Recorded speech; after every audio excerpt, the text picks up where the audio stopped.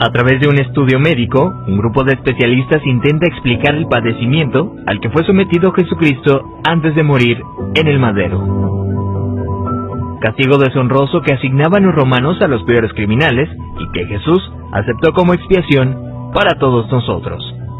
Con 33 años de edad, Jesús sufrió el castigo más cruel y abominable, ocasionándole una muerte lenta y extremadamente dolorosa, padeciendo al menos unas 18 horas. De acuerdo con el estudio, cuando Jesús suda sangre en el huerto de Getsemaní, descrito en el libro de Lucas 22:44, experimentó un suceso llamado hematidrosis, que normalmente se produce cuando hay un gran sufrimiento psicológico.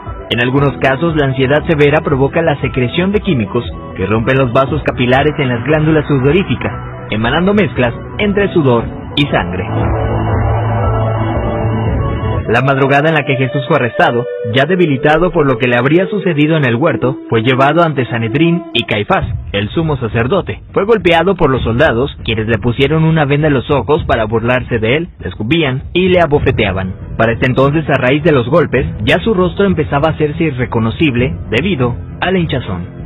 Los azotes que Cristo recibió de los romanos eran a causa de otro término terriblemente brutal. El látigo que utilizaban los soldados estaba compuesto por tiras de cuero trenzado con esferas de metal entretejidas. Cuando éste impactaba contra la carne, provocaba severos moretones y contusiones, mismas que se abrían con los demás golpes. No contentos con esto, el artefacto con el que se flageló a Jesucristo también tenía pedazos de hueso afilado, provocando además cortadas profundas mientras lo golpeaban. De acuerdo con estudios realizados por historiadores forenses, con frecuencia, quienes eran flagelados con este tipo de látigos llegan a tener exposición de la espina dorsal debido al desgarramiento de la espalda, pues los golpes iban desde los hombros, pasando por la espalda y las piernas, hasta llegar a los muslos, produciendo que la carne del individuo cuelgue en forma de tiras.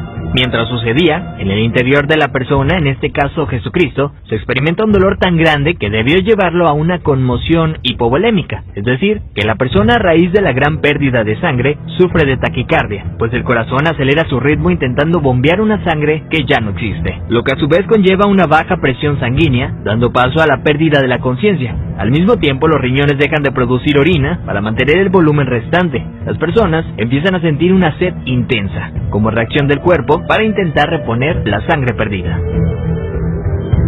Para este entonces Jesús estaba tan débil que caminar debió ser extremadamente difícil. Aún así tuvo que cargar el pesado madero de aproximadamente 75 kilogramos hacia el lugar de su ejecución.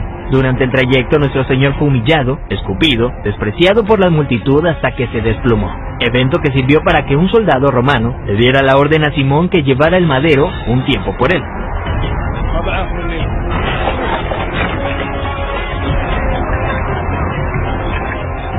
Luego de ello Jesús dice tener sed y le dan un trago de vinagre.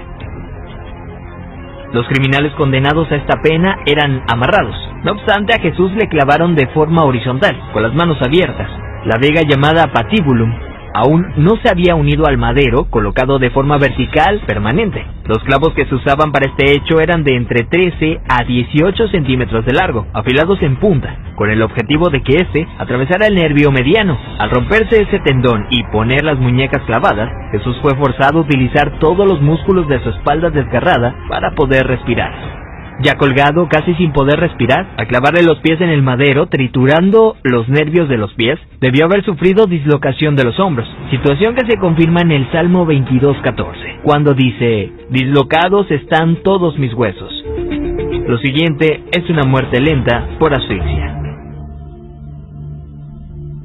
Conforme se iba disminuyendo la frecuencia respiratoria de Jesús, entra en lo que se llama acidosis respiratoria. Dicho en otras palabras, es cuando el dióxido de carbono de la sangre se disuelve con el ácido carbónico, lo cual produce un aumento notable en la acidez de la sangre, lo que lleva a que el pulso sea irregular. De hecho, al sentir su corazón latir de forma errática, hubiera sido un indicador claro para Jesucristo que estaba a punto de morir. Y es entonces cuando probablemente pudo haber pronunciado aquella frase: Padre, en tus manos encomiendo mi espíritu, para después morir de un paro cardíaco.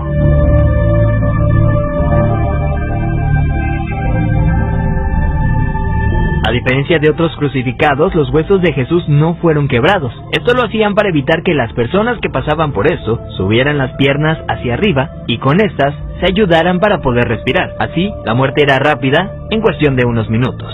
Sin embargo, Jesús no pasó por esto, y se sabe porque en registros romanos, hallados años después, soldados describen el hecho, confirmando lo que ya estaba predicho en el Antiguo Testamento acerca del Mesías, donde se menciona que ningún hueso será quebrado.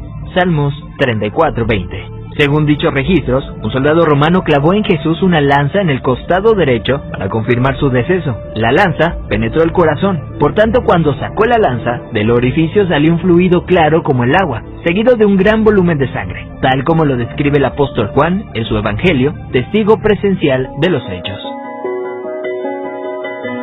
De acuerdo con la medicina, está más que evidenciado el sufrimiento que Jesús fue sometido siendo inocente. Eso es lo que sufrió el Hijo del Hombre para que tú y yo tengamos acceso al Padre y seamos perdonados.